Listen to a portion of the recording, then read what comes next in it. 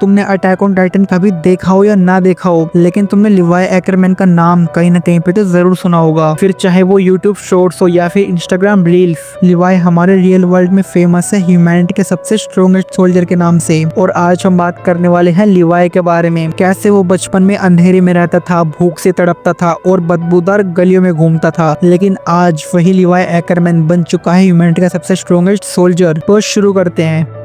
देखो, लिवाई का जन्म हुआ था एक अंडरग्राउंड सिटी में। ये जगह वॉल्स के नीचे थी, जो एक तरह का गटर थी, जहाँ पे गरीबी, क्रिमिनल्स और बीमारियों का राज था। जमीन की दुनिया के ऊपर के रहने वाले लोग यहाँ की दुनिया के लोगों को देखना भी पसंद नहीं करते थे। अंडरग्राउंड के लोग हमेशा धूल, अंधेरे और बदबू में जीते थे। लिवाई की माँ का नाम था कुचेल एकरमैन, जो एक प्रोस्टिट्यूट थी। प्रोस्टिट्यूट पता है ना क्या होता है? हाँ, सो आगे चलते हैं। लिवाई की माँ ने अपनी लाइफ में काफी स्ट्रगल किया था, लेकिन लिवाई के फादर के बारे में हमारे पास कोई इन्फॉर्मेशन नहीं है, ना ही मांगा में और ना ही एनिमे में। लेकिन ये पॉसिबल है कि वो कोई क्लाइंट हो या फिर कोई और। लेकिन इन सब से अलग सच बात तो ये है कि लिवाई का जन्म एक अनवांटेड सिचुएशन में हुआ था। लिवाई की माँ के पास बिल्कुल पैसे नहीं थे और उनकी सेहत ज्यादातर खराब रहती थी और वो अपनी जॉब की वजह से हमेशा वीक फील करती थी। लेकिन फिर भी उसने लिवाई को जो दे सकती थी उसने सब दिया, सबसे ज्यादा अपना प्यार। लेकिन फिर आती है जिंदगी। जिंदगी दिखाती है कि वो कितनी क्रूअल हो सकती है, और एक दिन ये क्रूअल जिंदगी लिवाई की माँ से उसकी बची कुछ सांसें भी छीन लेती है। और तुम लोग बस इमेजिन करो, एक छोटा सा बच्चा अपनी माँ की लाश के पास पता नहीं कितने दिनों तक भूखा प्यासा पड़ा था, और वहाँ के लोग उसे देख के भी अनदेखा करते हुए वहाँ से चले जाते हैं। और फिर इस मोमेंट पे आता है कैनी एकरमैन, जो कुचेल का भाई और लिवाई का मामा था। मतलब है, क्योंकि जबकि मैं बात कर रहा हूँ तब तो वो जिंदा है, मरा थोड़ी है। मरने वाला तो वो सीजन 3 या 4 में है।